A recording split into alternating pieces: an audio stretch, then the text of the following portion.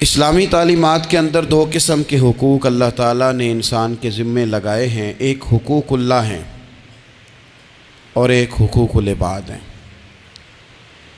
حقوق اللہ بھی بڑی ضروری ہیں۔ بعض لوگ حقوق العباد کی بات کرتے کرتے حقوق اللہ کا معاملہ انتہائی سادہ کر دیتے ہیں، وہ بھی بڑے ضروری ہیں۔ یعنی کیوں بندہ فارغ بیٹھا ہے اور بیٹھے بیٹھے اس نے بلا وجہ کیوں نماز چھوڑ دی؟ اسے کوئی مصروفیت نہیں تھی، کیوں اس نے نماز کا ترک کیا؟ ڈھیر سارے جوانوں کو میں دیکھتا ہوں، کوئی خاص کام نہیں ہے لیکن اس کے باوجود وہ جماعت کے ساتھ نماز ادا نہیں کرتے۔ تو عرض کرنے کا مقصد یہ ہے کہ کیوں نہیں جماعت کے ساتھ نماز پڑھی جا رہی؟ قرآن مجید نے کہا کہ وَرْكَعُوا مَعَ الرَّاكِعِينَ، رکوع کرنے والوں کے ساتھ کرو۔ بلا وجہ لوگ زکوٰۃ کے معاملے میں حیل و حجت سے کیوں کام لیتے ہیں؟ جب زکوٰۃ ضروری ہے تو اسے ادا کرنا چاہیے۔ اسی طرح بہت سارے لوگ ہیں جو مالی وسعت کے باوجود حج کے لیے حاضری نہیں دیتے، تو انہیں جانا چاہیے۔ حقوق اللہ کا جو معاملہ ہے اس میں بھی کوئی کمزوری دکھانے کی، مثلا میں کہتا ہوں کہ مجبوری کیا تھی؟ سحری کے لیے رمضان شریف میں جن لوگوں کو اٹھنا ہوتا ہے وہ اٹھتے ہیں کہ نہیں اٹھتے؟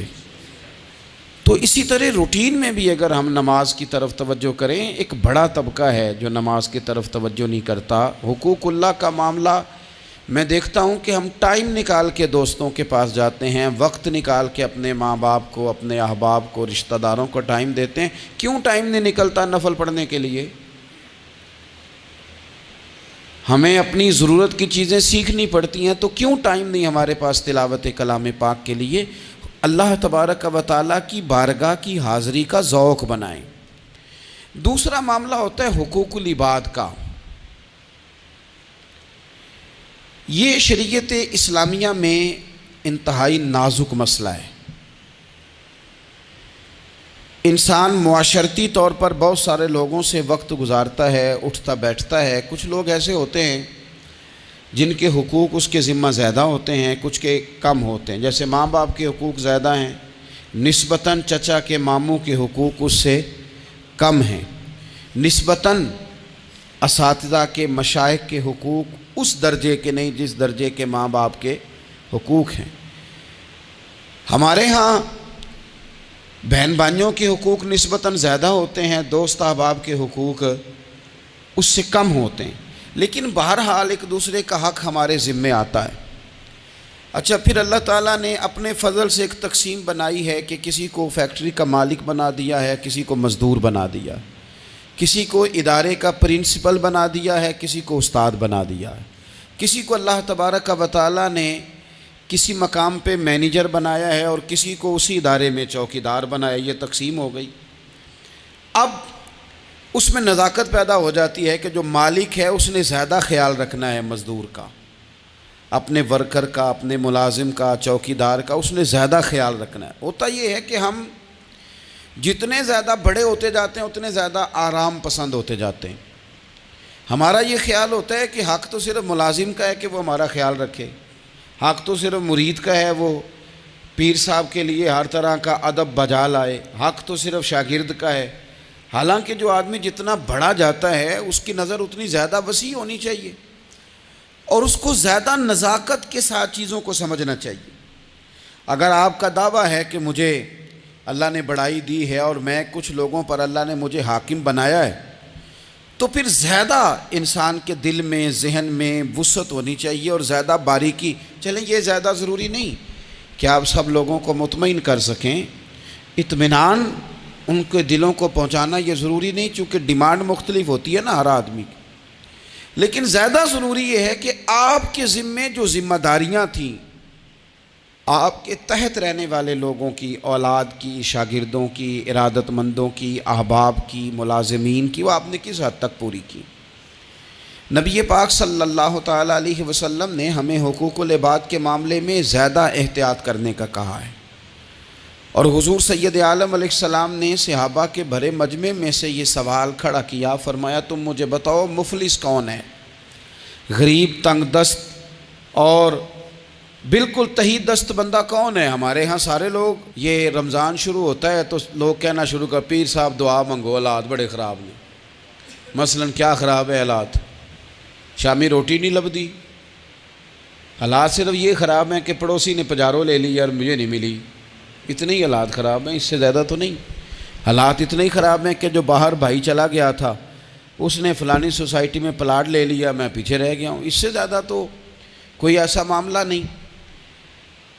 تو کتنے سارے لوگ ہیں جو اس بات کا اظہار کرتے ہیں۔ پھر میں نے یہ دیکھا ہے کہ بلا وجہ کے بعد لوگ شکوے کرتے ہیں۔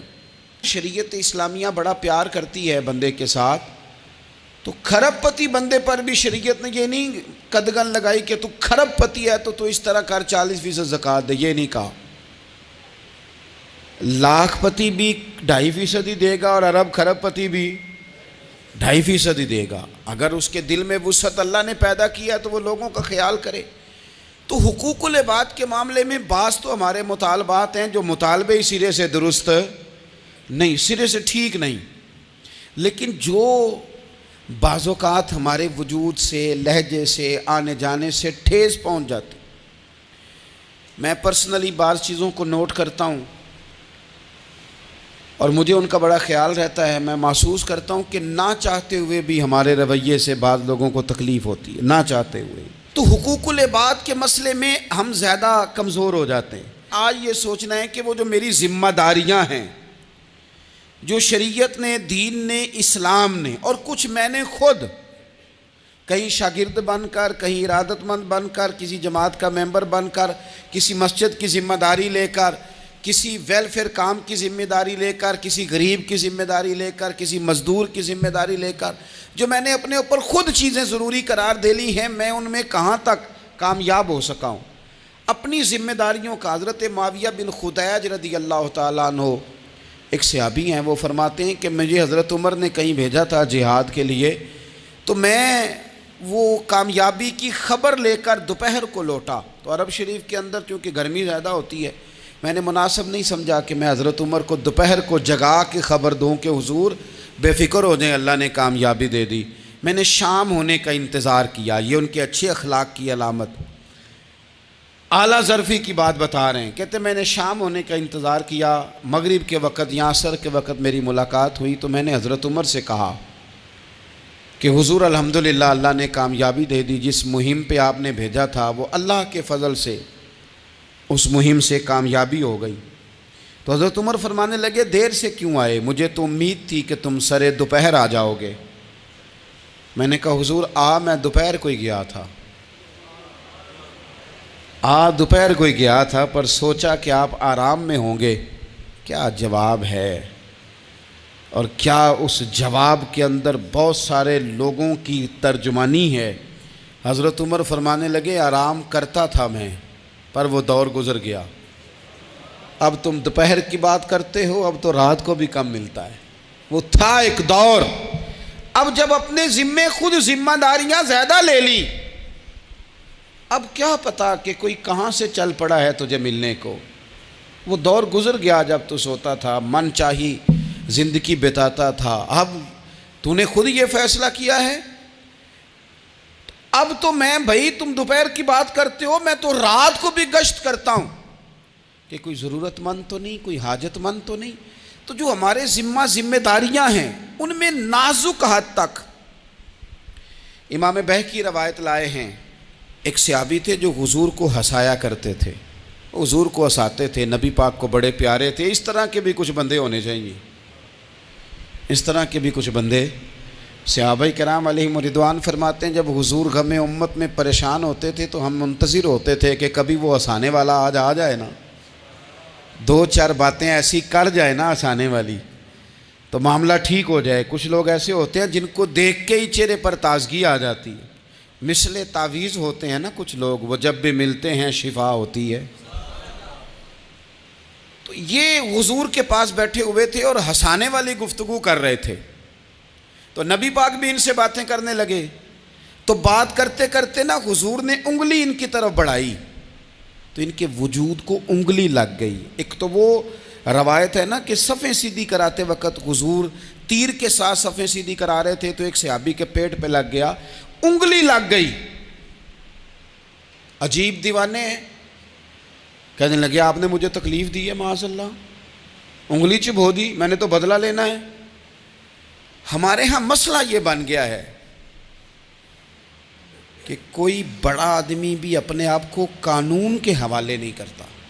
ملک سے لے کر امت مسلمہ کے کل مسائل تک ہمارے ملک کے اندر ہر بندہ، اس کا مزاج ہوتا ہے کہ وہ اپنے آپ کو قانون سے بالا تر سمجھتا ہے۔ لائن میں لگنا لوگ پسند نہیں کرتے۔ یہ ایک بہت بڑا مسئلہ ہے۔ حضور صلی اللہ علیہ وسلم کی انگلی لگ گئی تو وہ کہنے لگے آپ نے تو مجھے تکلیف دی ہے، میں تو بدلہ لوں گا۔ تو حضور نے فرمایا لے لے بدلہ۔ اپنے آپ کو قانون کے حوالے بڑا آدمی جب کرتا ہے تو قانون کی عزت بڑھتی ہے، قانون کا وقار بڑھتا ہے، سوسائٹی کے اندر پھر طاقتور قانون ہو جاتا ہے۔ لیکن جب غریب آدمی کے لیے قانون اور ہو اور امیر کے لیے قانون اور ہو، تو اصل معاملہ تو قانون کی بالادستی کا ہے، آئین کی پاسداری کا ہے، اصولوں پہ کھڑے ہونے کا ہے۔ تو نبی پاک صلی اللہ تعالیٰ علیہ وسلم سے کہا کہ میں، حضور نے فرمایا لے لو بدلہ۔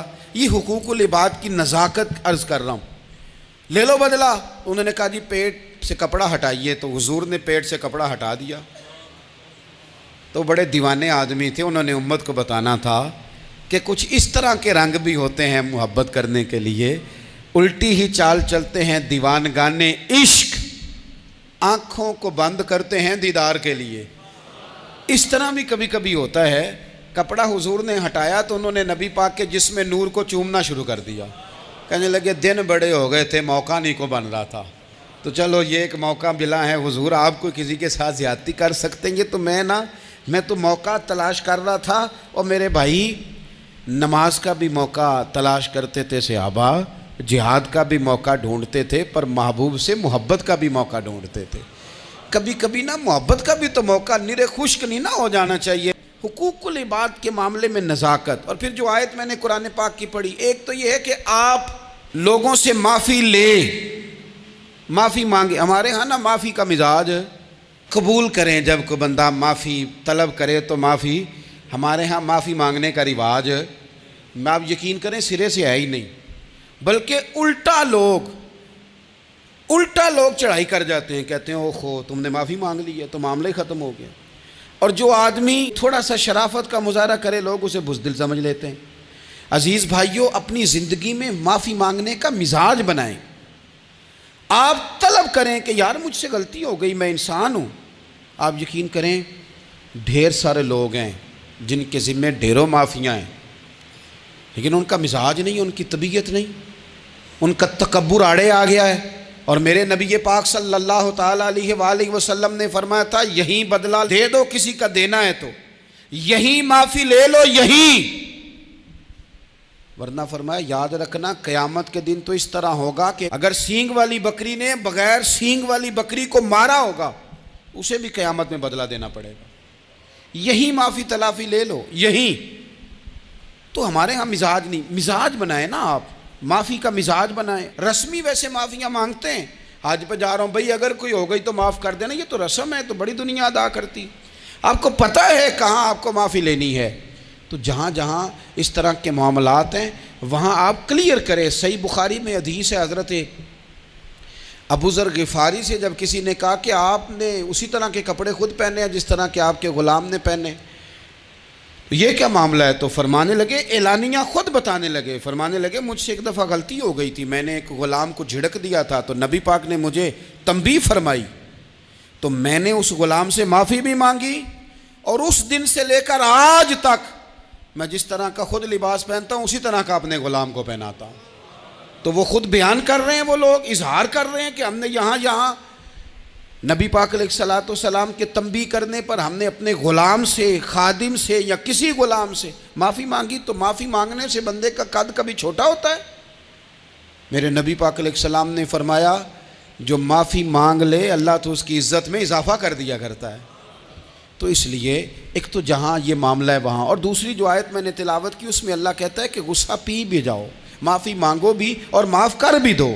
والکاظمین الغیظ والعافین عن الناس، فرمایا وہ لوگ جو غصہ پی جاتے ہیں اور لوگوں سے درگزر کرتے ہیں، لوگوں سے درگزر کرتے ہیں۔ واللہ یحب المحسنین، اللہ ان احسان کرنے والوں سے محبت فرماتا ہے، ان سے اللہ پیار کرتا ہے۔ تو رب فرماتا ہے جو غصہ پی جاتے ہیں والعافین عن الناس، اور لوگوں سے درگزر کرتے ہیں، ایک تو معافی مانگے اور دوسرا معاف کر بھی دیں۔ اگر دل میں کوئی بات ہو تو معاف، ہر روز لوگوں کو معاف کر کے سویا کریں۔ پہلے تو اس طرح کا کوئی کام ہی نہ کریں۔ ایک شخص نے جملہ کہا تھا، لکھا تھا، کمال لکھا تھا، اس نے کہا تھا کبھی ایسا کوئی کام نہ کرنا کہ کوئی تمہاری وجہ سے جا کے رب کے سامنے رونا شروع کر دے۔ ایسا کوئی کام نہ کرنا کہ کوئی بندہ تمہاری شکایتیں اللہ رسول کو لگائے، اس طرح کا کبھی کام نہ کرنا کہ وہ تڑپ اٹھے اور کہے اب تمہارا شکوہ میں نے وہیں کرنا ہے۔ کچھ لوگوں کی شکایتیں کرنی پڑتی ہیں، اللہ رسول کی بارگاہ میں بھی، اپنے مشائخ کی بارگاہ میں کر دیتے ہیں۔ بعض اوقات انسان وہ بے بسی کے عالم میں کرے یا بہت زیادہ تکلیف اسے سہنی پڑے تو تب کرے، ہو جاتا ہے۔ تو ایک تو ایسا کریں نا، اور کوشش کریں لوگوں کو معاف کر دیں، اپنے دل سے چیزیں نکال دیں۔ دو لوگ بیٹھے تھے نا حرم مکہ میں، ایک صاحب کہہ رہے تھے کہ میرے اوپر وہ بدر میں جو قتل ہو گئے کفار، ان کا ذکر چل رہا تھا، تو دونوں گفتگو کر رہے تھے، بدر میں ہمارے اتنے لوگ مسلمانوں نے مار دیے۔ تو ایک ان میں کہنے لگے کہ اگر میرے اوپر قرض نہ ہوتا اور میرے چھوٹے چھوٹے بچے نہ ہوتے تو میں تو تلوار لے کے جاتا اور مدینہ شریف جا کے معاذ اللہ بدلہ لے آتا۔ دوسرا کہنے لگا میں دیتا ہوں نا تیرے بچوں کا خرچہ بھی، اور میں تیرا قرضہ بھی اتارتا ہوں، تو جا۔ اس نے کہا پکی بات ہے؟ کہا ہاں، قرضہ بھی میں اتار دوں گا، تیرے بچوں کا خرچ بھی اٹھاؤں گا، تو جا۔ اس نے خنجر تیار کیا، تلوار تیار کی، گھوڑے پہ بیٹھا، گلے میں وہ تلوار اس نے اپنے ڈالی اور مدینہ شریف آ گیا۔ اتفاق کی بات یہ کہ ملاقات حضرت عمر سے ہوئی۔ جناب عمر کہنے لگے مجھے تیری نیت ٹھیک نہیں لگتی، پکڑا کدھر آئے ہو؟ کہنے لگا میں تو بدر کے قیدیوں کے بارے میں بات کرنے آیا۔ فرمایا تلوار لے کے چل تجھے حضور کے پاس لے کے جاتا ہوں۔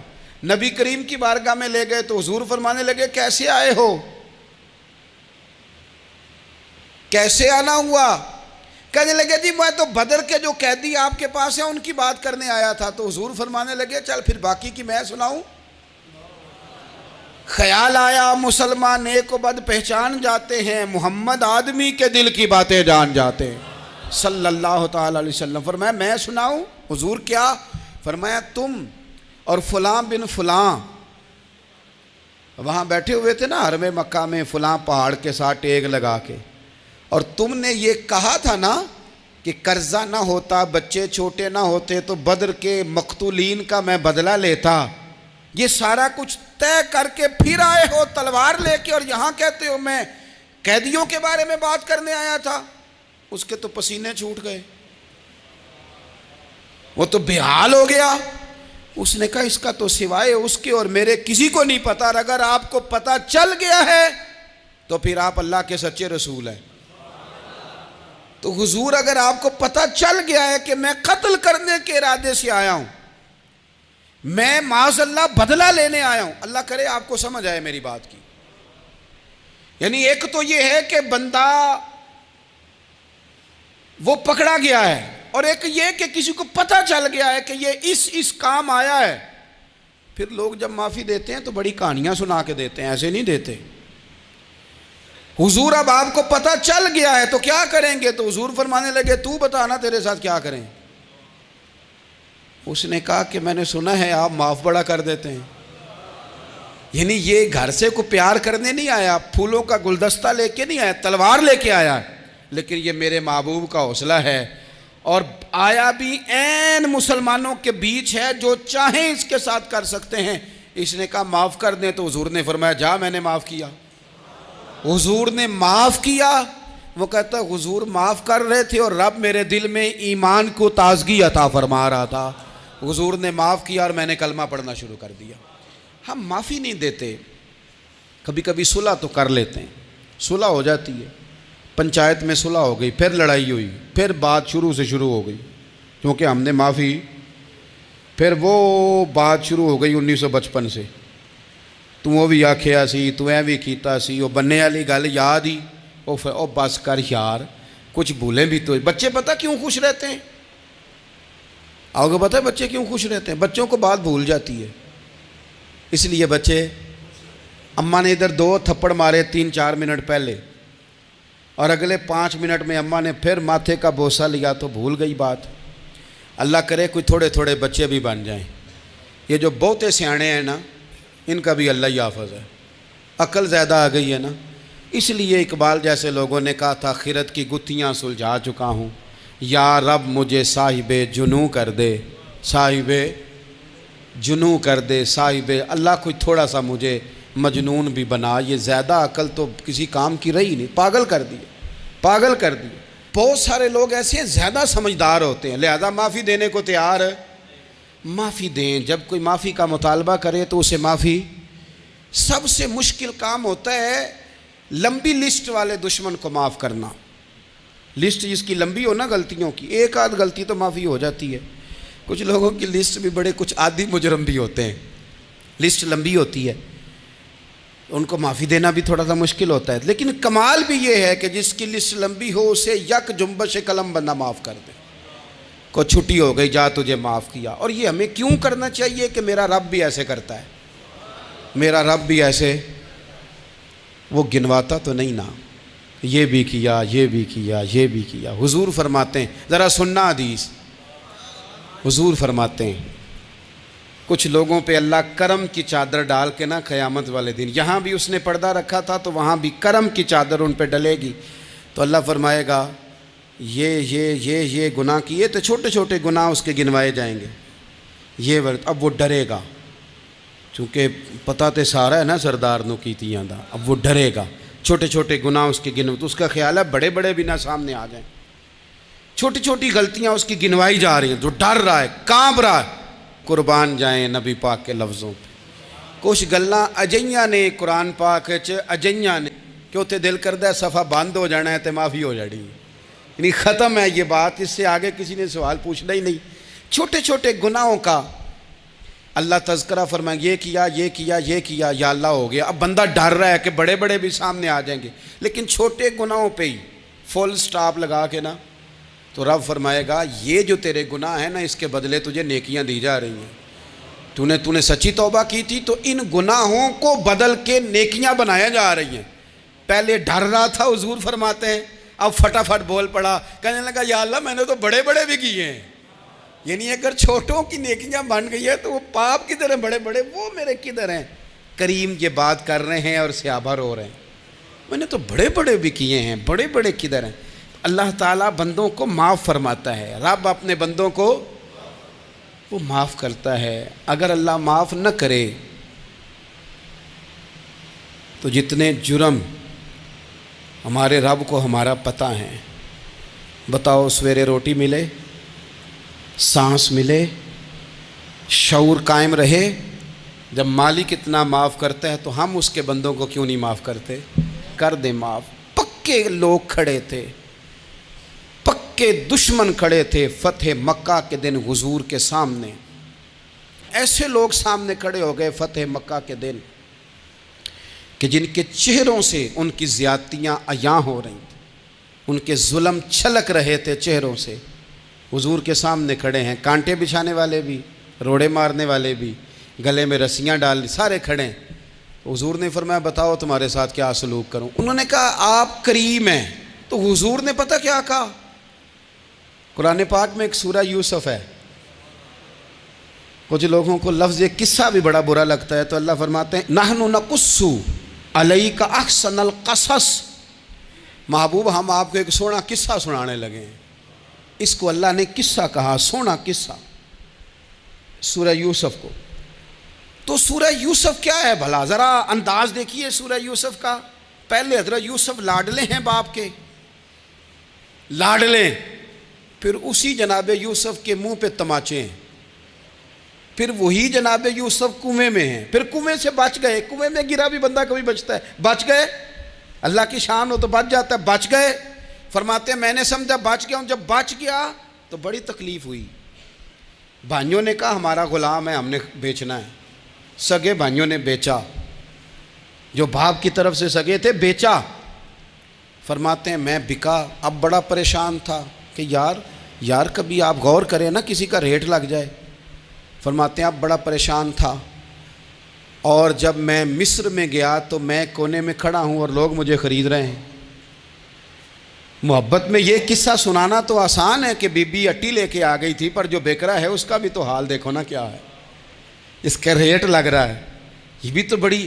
اور جناب یوسف کہتے ہیں پھر عزیز مصر نے خرید لیا تو بادشاہ کے گھر گیا تو کچھ سکھ کا سانس آیا۔ یہ حضرت یوسف ہیں، یہ لاڈلے ہیں۔ فرماتے ہیں سکھ کا سانس لیا ہی تھا کہ جناب زلیخا نے الزام لگایا، اور وہ غلطی معاذ اللہ جس کا تصور بھی نہیں، اس کی پاداش میں سالوں جیل کاٹا۔ لیکن خدا کی حکمت ہے نا، اللہ کا کرم ہے نا، جس ملک کے وہ قیدی تھے رب نے اسی ملک کا حکمران بھی بنا دیا۔ یہ اللہ کی حکمت ہے نا، تقاضے ہیں نا۔ صبح کے تخت نشین شام کے مجرم ٹھہرے، ہم نے پل بھر میں نصیبوں کو بدلتے دیکھا، وہ جو چاہے جب چاہے کر دے۔ تو جب وہی بھائی مجبور ہو کر سوالی بن کر سامنے آئے ہیں، پتہ کیا ہوتا ہے، بندہ معاف کر دیتا ہے، بہت سارے لوگ معاف کرتے ہیں پر کہانیاں سنا کے، لیکن حضرت یوسف کے سامنے کھڑے ہو گئے۔ جناب یوسف نے بات چھیڑی کوئی نہیں، فرمایا تم سے بات ہی کوئی کرنی، جاؤ تمہیں سارا کچھ معاف کیا۔ اب جب یہ لوگ مکے والے حضور کے سامنے کھڑے، اس طرح معافی دینی چاہیے۔ یہ جب سامنے کھڑے ہوئے تو حضور نے فرمایا پتہ تمہارے ساتھ کیا سلوک کرنے والا ہوں؟ کہا حضور نہیں، فرمایا وہی جو جناب یوسف نے بھائیوں کے ساتھ کیا تھا۔ پچھلا صفحہ پلٹنا ہی کوئی نہیں، جاؤ تمہیں معاف کیا، جاؤ تمہیں معاف کیا، جاؤ تمہیں معاف کیا۔ اور صرف معاف نہیں کیا، ساتھ عزت بھی دی۔ سب سے زیادہ مقابلے تو حضرت ابو سفیان نے کیے تھے نا، آخر تک وہ آئے تھے، آج وہ کلمہ پڑھ رہے ہیں، سردار ہیں، کلمہ پڑھ رہے ہیں، تو نبی پاک نے صرف معافی نہیں دی، عزت بھی دی۔ فرمایا جناب ابو سفیان چونکہ اب مسلمان ہو گئے ہیں، میں سب کو معاف کرتا ہوں، جو اپنا اندر سے دروازہ بند کر لے اسے بھی معاف کرتا ہوں، اور جو ابو سفیان کی حویلی میں آ جائے اسے بھی معاف کر دوں گا۔ تو ابو سفیان وہ کہتے ہیں میں حیران ہی ہو گیا کہ اتنی بڑی بات، معافی بھی دی اور ساتھ عزت بھی دی۔ تو آج جو سبق آپ کی خدمت میں میں نے عرض کیا ہے، اس کو آپ امید ہے یاد رکھیں گے۔ ایک تو یہ کہ معافی مانگ لیں، اگر کسی جگہ ہمارا معافی مانگنا اگر ہم سمجھتے ہیں، ہمارا دل ضمیر گواہی دیتا ہے کہ مجھے معافی مانگنی چاہیے تو معافی مانگیں، اور دوسرا پھر معافی دیں بھی۔